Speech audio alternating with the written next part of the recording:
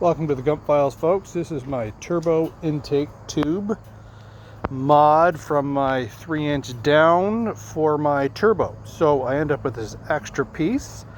And I was like, well, instead of spending my good hard-earned money, I got this here booger welder, which does weld moderately well, then turns into shitty booger welds. So I decided, as I've done many times before, for some exhaust. I did it for my BSA and made my own exhaust and some of my own relief cuts. It wasn't beautiful, very effective, worked very well for the whole life of my BSA. I end up wrapping this with a heat cloth to hide some of the ugliness, but you know, one person's trash is another's gold, and I tend to try and make my own stuff. So this is a down tube, as I said, with the V-band clamp. We're going to cut that off. That'll run right to the turbo, which is a 3-inch. We'll put the neoprene or rubber gasket on there. There'll be a clamp here and a clamp here, and then there'll be a 3/4 or a 1-inch piece of tech tube, whatever it is I can get to use for the PCV valve going back through. If I don't, it'll blow oil all over the place. So what I then do is had a partial bend. You just do a straight cut, a couple straight cuts, a couple straight cuts. Obviously there's 4 there. Then you do a 1/4-inch relief in between the two, just kind of like a jack-o'-lantern's mouth for Halloween. And then what you can do after that is you can compress it, and then you weld them all together. That then, because of those cuts, will get me a perfect 90, perfect enough for my 6.5. And then I come over here about 14 inches. I do another one, it comes up. I end up running this new breather, which I got performance, whatever the hell that is, high performance something from eBay, which is actually, no, I got it from a local parts store. The other one I got from eBay. So this is supposed to last, an oil free, supposed to last quite often, quite a long while without any real maintenance. So what I'll end up doing is I'll do all that, and then I'll show you a video of it done, and then I'll put it on the 6.5, and we'll go from there. But stay tuned, and I'll show you the processes as we go. We'll do all 3 pieces, clamp them together, put them on the front, and then put that tech tube for the PCV valve in, and we'll run it, see how we do. Cheers. So this is what happens when you do multiple cuts. This is a 4 bend or a 4 cut bend. I actually got it to the 90, just about. I want to say it's 85 degrees kind of thing, right? Which is fine for what I got to do. I'm going to nip that, run my other clamp on it. And when I was saying you have to cut, sometimes these cuts, this is a straight cut, and then we can call it a pie cut. Same thing as you would a pumpkin kind of deal, right? So we end up compressing these together and that one together, and then we'll seam that in much the same way, seam that all the way along. We end up running a weld all the way along here to butt seam them together, right down here like this, and then we just fill in all the way along here. Do I wish I had my little MigPack 15 with a gas on it? Absolutely, that would be delicious. I would show you that and be proud to show you that, but the booger weld machine on 6 and a wire of 10 seems to run along pretty well. I get great penetration. We'll see when I grind it down how many little pinholes I have in that, which I'm certain I'm going to. So stay tuned, and I'll run that 90, and I gotta have 10.5 in between from here to here at that 90, and then snorkel on. But I'll update you here in a second. Cheers. So what we got is we got pretty close to the 90. Got 3 relief cuts with the pie shapes, and I just end up cutting this on a bit of an angle. I may actually do it again and cut a little more off here, cut a little more off there, get that angle. Play with the bulk of it here. Obviously take this off here, up here, make sure the diameter stay the same, then run that up, and I'd be very happy with that. And then I'm at almost 10 center to center, which is kind of where I want her to be. And then I can run that bad boy up top, and then I'll stitch weld all this together, sand it, grind it, and then we'll go from there. But a couple more cuts and then we'll show you what it looks like. So what ends up happening is when you cut these here and here and here, here and here, you end up with these pie shapes all the way along. You don't cut them all the way through to the back there. You cut them all the way through. You let it sit just like that. That's actually just a complete seam. You can do that several times if you wanted to, but I wanted to kind of maintain some sort of structural integrity, if you want to call it that. And then you're able to come up with 290s, which is good for a lot of exhaust to fix my two-stroke. The reason I learned how to do all this stuff is on my two-stroke, my old 465. You get to learn how to braze and what have you. I think brazing's better than the booger welding with the Forney. It does work good. Right now I'm running on a 6 heat and a 10 wire. I got a few holes. Once I grind all this down and get all the splatter off, not too bad. I got to cut this V-band chunk off. But all in all, what I ended up with is a free intake tube with a little bit of time and a bunch of shitty zip discs that you know, you get what you pay for in zip discs. I bought $10. It was 75% off, and I probably used 20 of the damn things. 3-inch tube.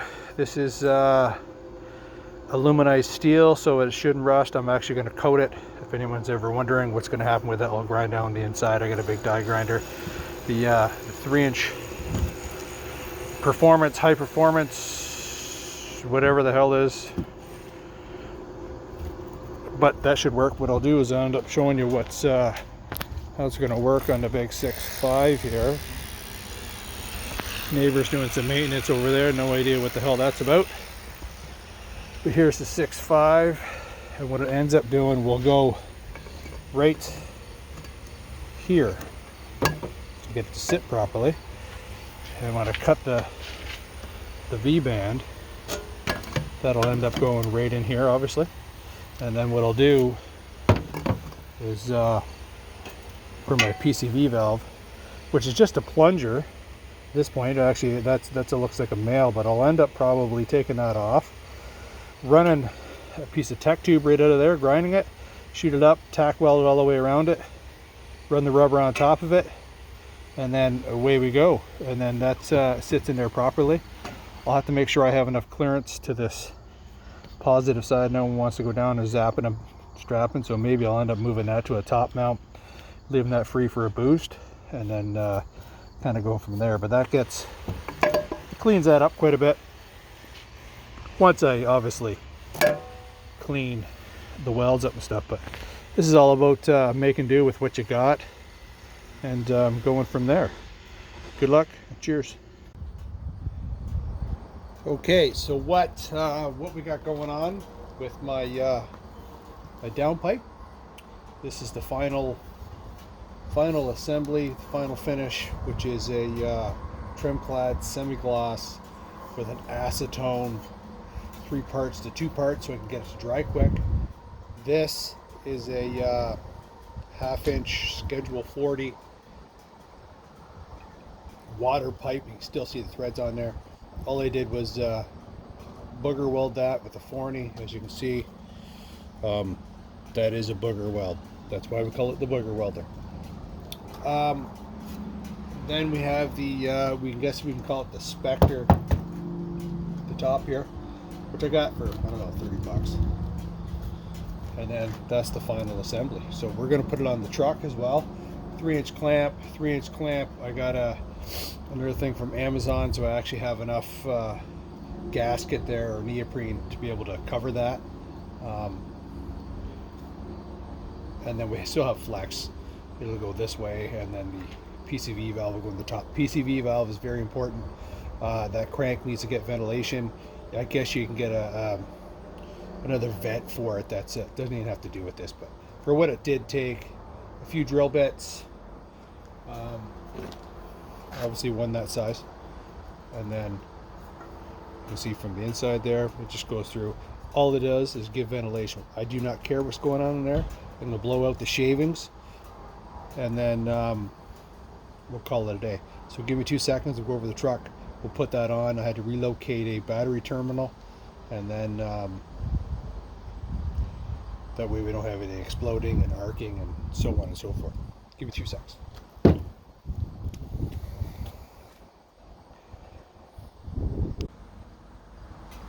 Okay, so we have the truck, 6.5 motor obviously. Intake tube set up with the old Stanley toolbox. Fuel brushless with a 1/4 inch drive, which makes everything so much easier. What I did have to do was, as you can see, that's just awesome.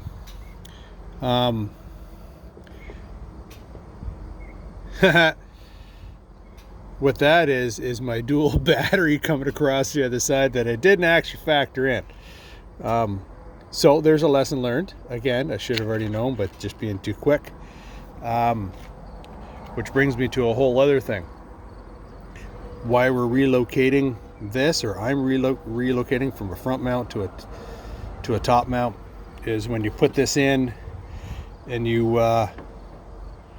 really don't have much room, and then you tab it against there, it arcs out, shoots sparks and so on and so forth. But that's a part of backyard mechanics. Generally we don't film that kind of stuff, or maybe someone else doesn't, but apparently I do, and that's just haphazard shit that happens when you're doing stuff. So be safe, disconnect your powers.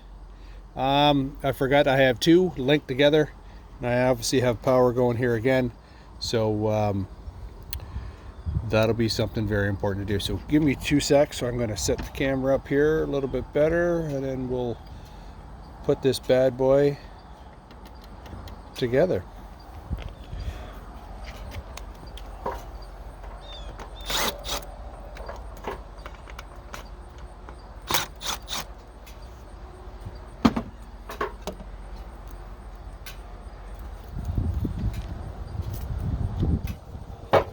It is a bit windy, so I do hope that the wind is not making havoc. Got this one already undone. This is obviously the PCV valve, which goes in, which has to fit in there, or it will blow oil everywhere. I'm going to reuse this 3-inch clamp. So who wants to buy a new clamp when I do not? So I got 3 3-inch clamps.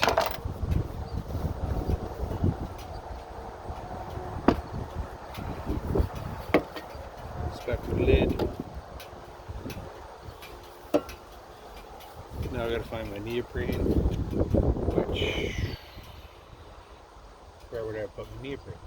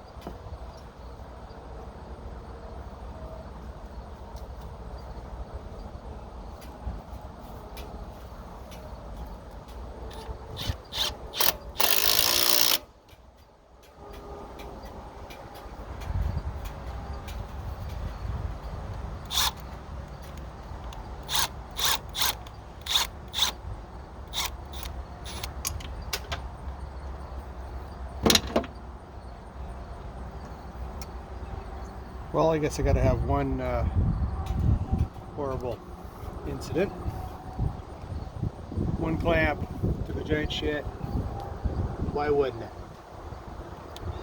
So, with that being said, that's my intake tube. Connection. Biggest issue was the clearance here. As you can see, I got a piece of rubber on there, but I'm going to end up moving that back. But that there is a down tube that goes down there from FlowPro that I made, did the 90s, bought the neoprene, reused the 3 gaskets, the 3 clamps, and then reconnected a PCV valve, blew a